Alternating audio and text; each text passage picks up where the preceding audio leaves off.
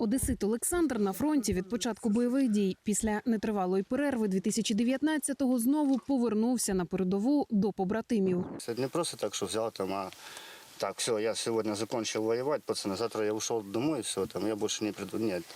Ти приходиш домой на дембель, ти переживаєш за ребят, що вони, як вони. Нині Олександр тримає оборону Золотого на Луганщині. Обстріли тут – звична справа. Ось і зараз розмову перериває глухий вибух. Це був ВОГ. Подствольний гранатомет. Десь около 700 метрів від нас був приход. А в неділю надвечір було ще гарячіше. Деколи вони починають потрошки, а вчора якось так зразу все. І зразу. З настанням темноти почав з кулеметів, автоматів, гранатометів, протитанкових стріляти. Між свистом куль були й потужні вибухи. Почули, як 122-га міна впала аж туди десь. І знову далі продовжувалася стрілкотня.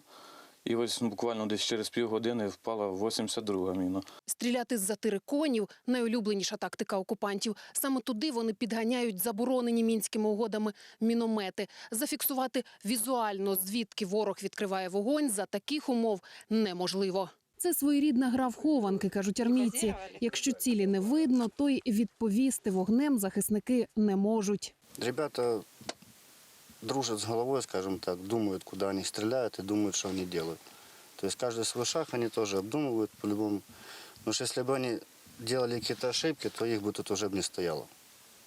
Вот, они бы уже отправлены были бы домой все.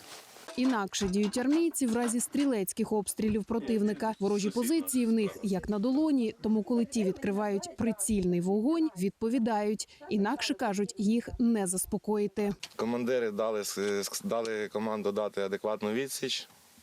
Ми з кулеметів, автоматів вдарили по противнику, і противник замовк. Армійці переконані, окупанти на цій ділянці фронту зазіхають на позиції, які нині утримують об'єднані сили. Втім, українські захисники не мають наміру поступатися жодним сантиметром підконтрольного їм Золотого. Это наша земля.